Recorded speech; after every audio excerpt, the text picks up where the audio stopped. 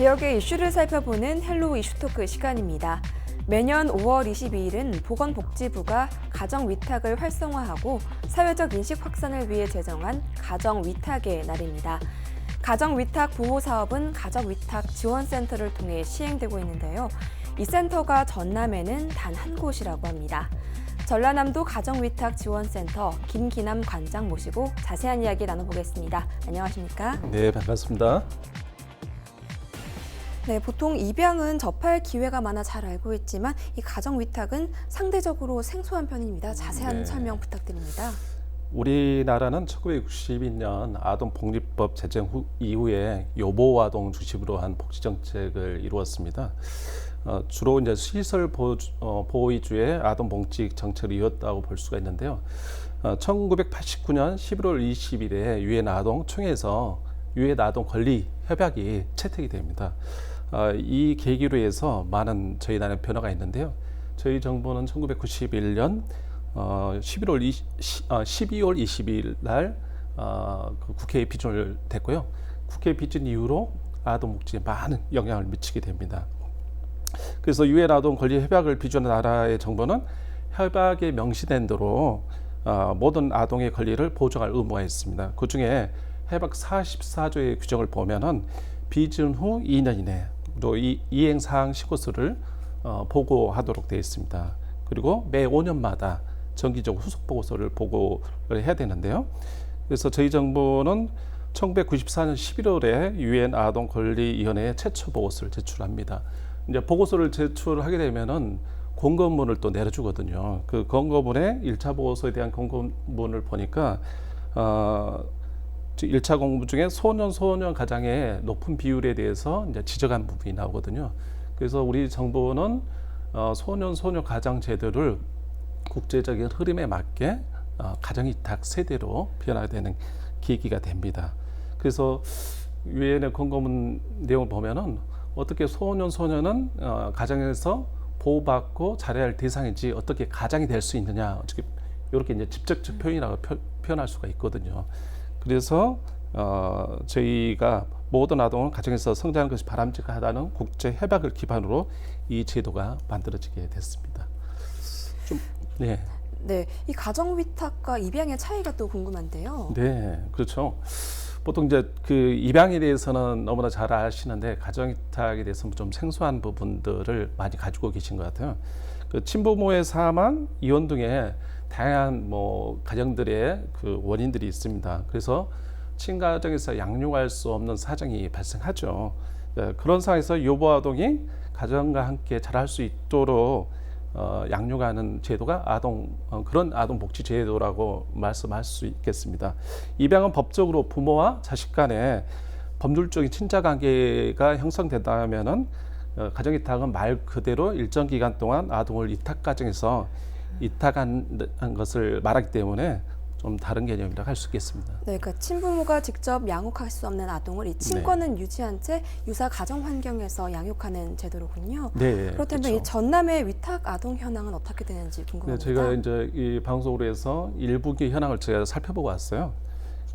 전라남도 내 위탁가정 총 678세대 833명입니다. 그중 혈연 관계가 없는 일반인에 의해 양육을 하고 있는 일반 위탁 아동이 4.4% 정도를 차지하고요. 고모, 삼촌 등 8초인의 친척 가정을 유지하는 친인척 세대가 17.8% 차지합니다. 그리고 조부모에 의한 양육 가정인 대리위탁 가정이 77.8%를 차지하고 있습니다. 그래서 그 통계상을 보면 강역시당이라든가 소득 수준이 높은 지역은 일반 위탁이 좀 높은 편이고요. 전라남도 같이 도 단위로 운영되는 이런 기관들 같은 경우는 그 조부모님들이 양육하신 대리위탁 가정이 비율이 좀 높은 편이라고 할 수 있습니다.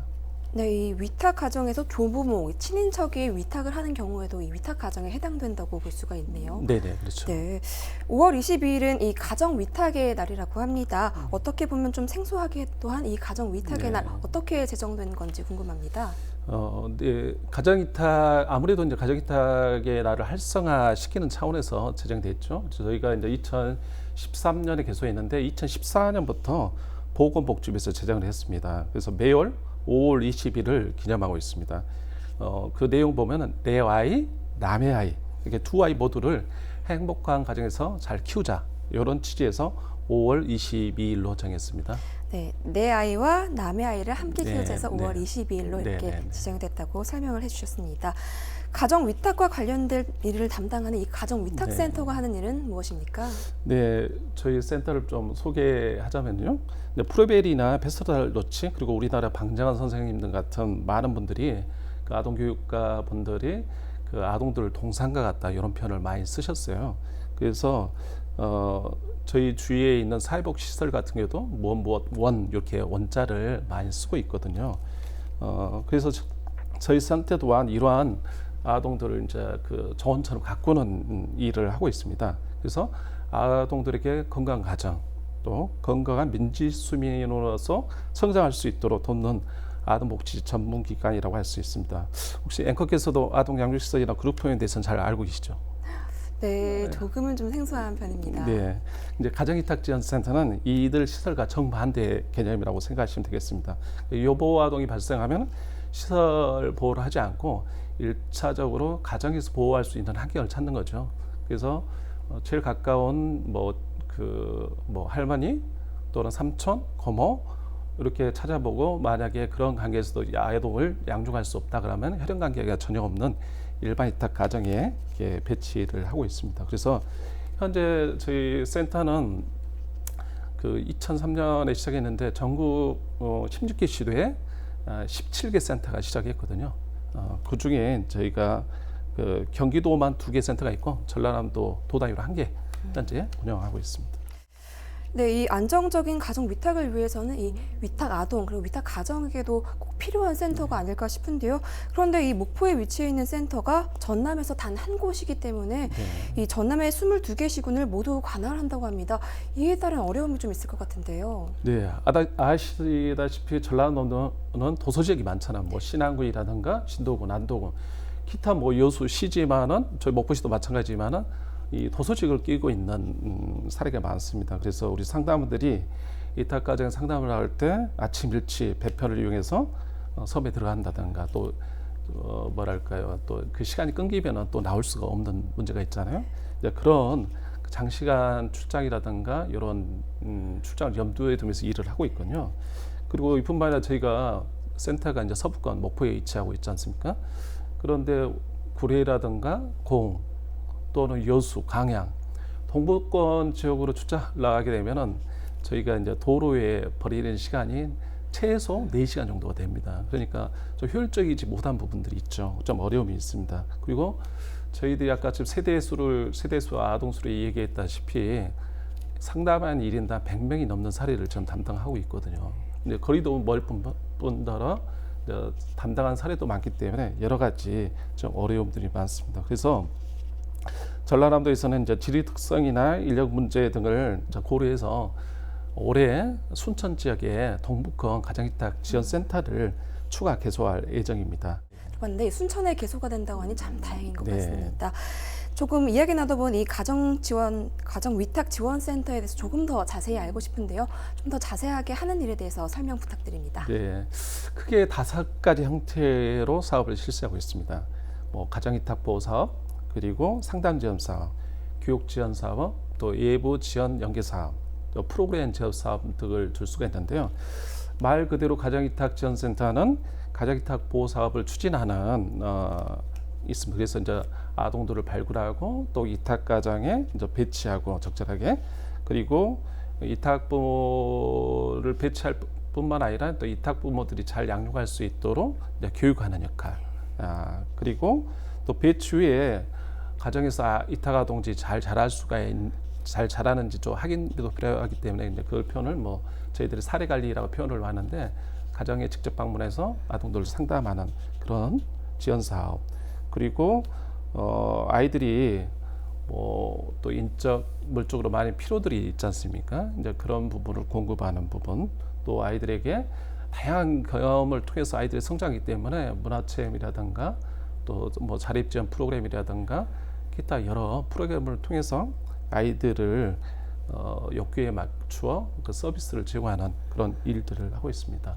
좀 추가적인 교육 지원 사업에서 이제 말씀 더 드린다면요, 저희들이 이탁 가정에 이제 먼저는 건전하고 아동들이 잘 양육할 수 있도록 이제 그런 컨텐츠 내용들을 다루고 있거든요. 이 위탁 부모가 되기 위한 절차가 궁금합니다. 네, 이게 이착 절차도 두 가지 분류가 하는데, 혈연 관계가 전혀 없는 일반 이탁 부모하고 혈연 관계가 있는 친척 대리 이탁 방식이 서로 좀 다릅니다. 먼저 혈연 관계가 없는 일반 이탁 부모는 저희 센터에 먼저 직접 신청해 주시고, 이후로 저희가 이제 예비 이탁 부모 양성 교육을 최소 이제 5시간 이상을 진행을 합니다. 그 외에 이탁 과정에서 가정 조사를 나가게 되고요. 그 중에서 이제 행정적으로나 여러 이제 사항들 점검을 하게 되는데, 성범죄라든가 가정폭력 또는 요즘 이슈가 되는 아동 학대 또는 마약, 그리고 뭐 약물 조사, 정신질환이 없는 건강 가정이어야 합니다. 그래서 이런 과정을 거치고 나서 아동을 이제 양육할 수 있게 되고요. 아까 친인척이라든가 대이탁 가정은 이미 혈연 관계가 있잖아요. 그래서 키우는 가정들이 대부분 많습니다. 그래서 읍면동 사무소에다가 그 가정이 신청을 하게 되면 읍면동 사무소에서 공무원들이 선정의 요건이 되는가를 확인해서 이제 선정하게 됩니다. 그리고 나서 읍면동 사무소에서 저희들이 명단이 통보오죠. 그러면 저희가 이제 사례 관리를 진행하게 되는 절차를 갖고 있습니다. 네, 이 혈연 관계에 따른 일반 위탁 가정과 혈연 위탁 가정에 대한 설명을 들어봤는데요. 네. 위탁 아동들이 이 위탁 가정에서 겪는 어려움들이 있을 것 같습니다. 네, 이것도 뭐랄까요, 이탁 가정별 조금씩 좀 특성이 있습니다. 일반 이탁 가정에서는 주로 호소하신 내용들을 들어보면은 친자녀가 아니기 때문에 친권 행사를 하기가 어렵거든요. 그래서 예를 들어서 통장을 개설한다든지 또는 핸드폰을 개설한다든지, 해외여행을 해서 가족들이 이제 해외여행을 가니까 요건을 이렇게 만든다든지, 이런 가지 친권이 없기 때문에 자기가 부모로의 역할을 할 수가 없는 거예요. 다행히 뭐 저기 친부모님이 연락으로 해서 그런 절차를 밟아주면 되는데 연락 두절되는 사례들이 많거든요. 그래서 제가 한 사례를 들면은, 핸드폰이 애들 요즘 핸드폰 없으면 못 하잖아요. 네. 지금 온라인 수업도 카톡이라든 연락이 핸드폰으로 오게 되는데, 그런데 이탁 아동을 핸드폰으로 개설을 하려 했는데 친부모 동의가 없으니까 개설을 못 하는 거예요. 그래서 어떤 상황까지 있느냐면요, 아이들 이름으로 할 수는 없으니까 이탁 부모 이름으로 이제 어머니 이름으로 하시는 거예요. 그렇게 되면은 당연히 가입이 성인제의 가입으로 하겠죠. 근데 아동 청소는 할인 혜택이 받고, 또 대부분 이탁 가정한테 기초생활 수급자 아동을 선정을 해주거든요. 그러면 거기에 추가 할인 있잖아요. 그런데 이탁 아동 같은 경우는 성인제 요금에다가 뭐랄까요, 더 큰 비용을 추가해서 내고 있는 웃지 못할 사항까지 좀 발생하고 있습니다. 그리고 대리 이탁 가정에서 가장 호소하는 것은 경제적인 어려움들입니다. 아까 말씀대로 이제 할머니 할아버지가 키우시다면 아무래도 재정적 수입이 한계가 있지 않습니까? 그래서 우리도 하나의 2명 아이 또 3명의 아이들을 키운다는 결코 뭐 사랑만 갖고 있어서 되는 일이 아니지 않습니까? 그래서 정부 차원에서 이탁 가정이 뭐 양육 보조금이라든가 또 수급비 여러 가지 정책을 지원하고 있지만, 이 고령자분들이 이런 아동들 양육하는데 비용들 쉽지 않은 상황입니다. 네, 아무래도 이 법적인 보호자가 친부모이기 때문에 생활하는 가정의 보호자의 법적인 문제 때문에 발생하는 일들이 발생하는 것 같습니다. 또 대리위탁 가정의 경우 경제적인 어려움을 해소한다, 이렇게 말씀해 주셨는데요. 그렇다면 현재 아이들의 행복 그리고 가정 위탁 보호의 활성화를 위해서는 어떤 정책이 마련되면 좋겠습니까?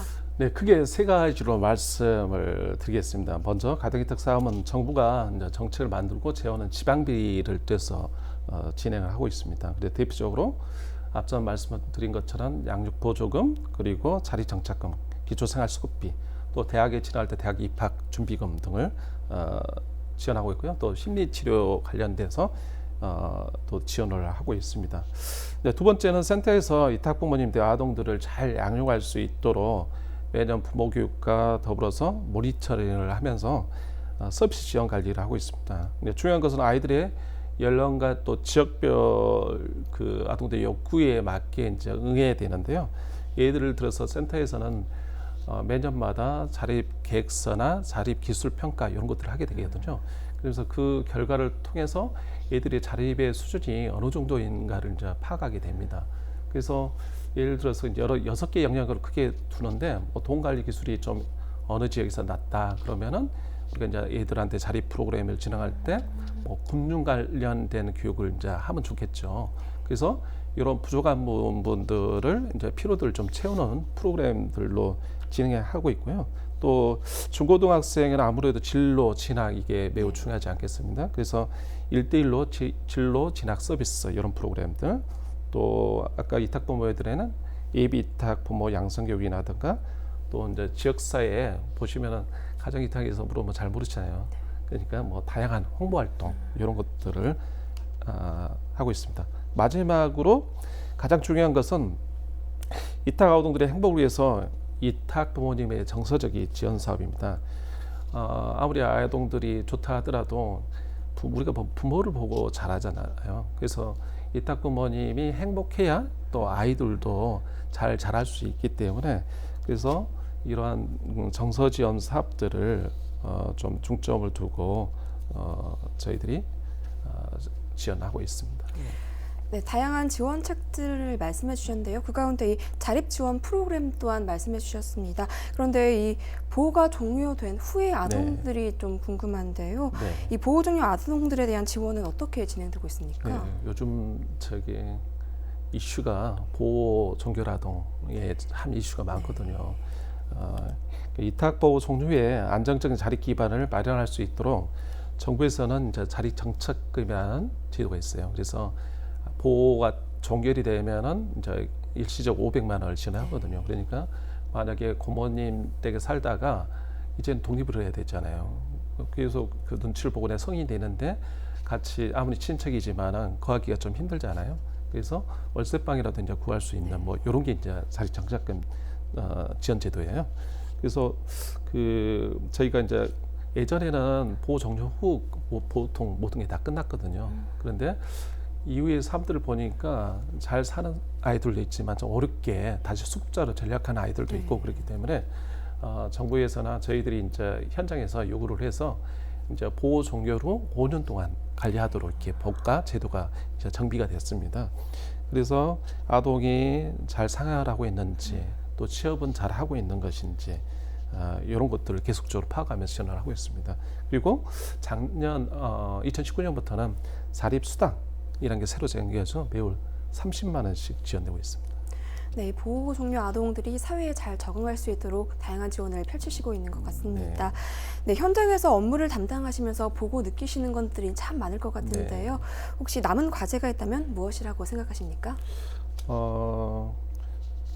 전 질본하고 연장선상에서 말씀을 드리면요, 일부 지자체에서 청년 실업 해소를 위해 청년 수당이라는 것을 좀 지급했잖아요. 그래서 앞에 2019년부터 자립 수당이라는 게 되는데 이 모델을 좀 따왔거든요. 솔직히 말하면 5년 동안 관리를 하라고 하는데 실제적으로 보호 종결이 되면은 연락이 두절되는 상태가 많거든요. 근데 이제 이 작년에 좋은 제도가 있어서 이제 매달 30만 원씩 지원을 하잖아요. 이제 2년간 현재는 지원하도록 되는데, 이를 통해서 이제 그 아동들이 어떻게 사는지 연락처라든가 그런 것들 좀 알 수 있게 됐어요. 그런 부분에 참 좋은 것 같고요. 그래서 보호 종료아들이 보통 이제 전문직보다는 계약직 또는 뭐 이런 부분들에 있다 보니까 수입이 많지가 않잖아요. 그래서 이런 제도를 통해서 임대료라든가, 그러니까 뭐 30만 원씩 지원을 해주지만 그런 부분에 많이 도움이 되는 것 같습니다. 그래서 그 이후로 계속적으로 아이들하고 연결고리를 갖추면서 아이들이 건전하게 성장하고 좀 말고도 사회에 잘 정착될 수 있도록 그런 부분들을 계속적으로 지원해 나갈 예정입니다. 네. 아이들이 보호가 종료된 이후에도 또 지속적인 관리를 통해서 사회에 잘 정착할 수 있도록 지원하신다는 말씀을 들어봤습니다. 네. 그럼 오늘 말씀 여기까지 듣도록 하겠습니다. 감사합니다. 네, 감사합니다. 위탁 아동이 겪는 어려움 해결과 가정 위탁 보호 활성화를 위한 실질적인 정책이 마련돼 위탁에 관한 좋은 환경이 조성되길 바라겠습니다. 지금까지 헬로우 이슈토크였습니다.